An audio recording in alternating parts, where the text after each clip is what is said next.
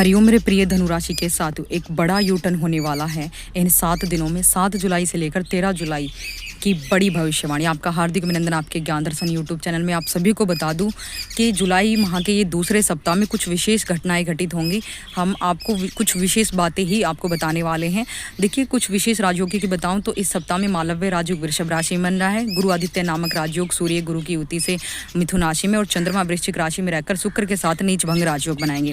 साथ ही शनि शुक्र के साथ त्रि एकादश योग बनेगा। सूर्य वरुण के साथ अर्ध केंद्रीय योग बनेगा। शुक्र यम के साथ नव पंचम राजयोग का निर्माण होने जा रहा है। साथ ही 11 जुलाई 2025 से सावन महीना, पवित्र महीने की शुरुआत महादेव की कृपा आप पर बरसने वाली है।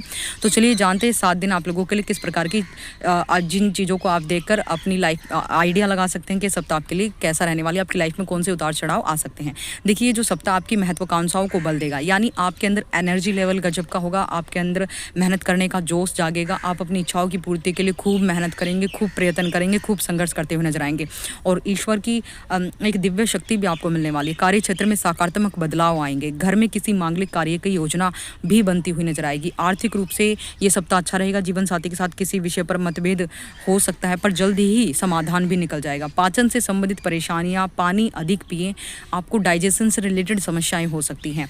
अगर हम नौकर चाकर की स्थिति की बात करें तो बहुत अच्छी रहने वाली आपकी नौकरी की स्थिति। सरकारी तंत्र का भरपूर आपको सहयोग मिलेगा, यानी सरकारी फील्ड में कार्य करते हो या फिर सरकारी लोगों के साथ आपको उठ बैठना है या फिर कोई सरकारी योजना का आपका काम है, उनमें कहीं ना कहीं आपको कुछ अच्छा सहयोग मिलता हुआ नजर आएगा। प्रेम संतान की स्थिति बहुत अच्छी रहने वाली है, यानी लव लाइफ अच्छी है। संतान की उन्नति होगी। संतान मेहनत करती हुई नजर आएगी। आप अपनी संतान को लेकर काफ़ी गौरवान्वित महसूस करेंगे।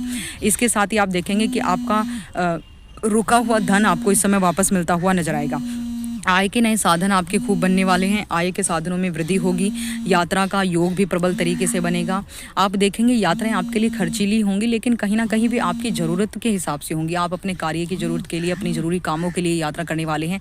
बेवजह की तो आपकी यात्राएं नहीं होने वाली हैं। इसके साथ ही रुका हुआ धन तो मिलेगा ही। और आप देखेंगे सप्ताह के मध्य में चिंताकारी सृष्टि का सृजन होगा। कुछ चिंताएं आपकी बढ़ सकती हैं।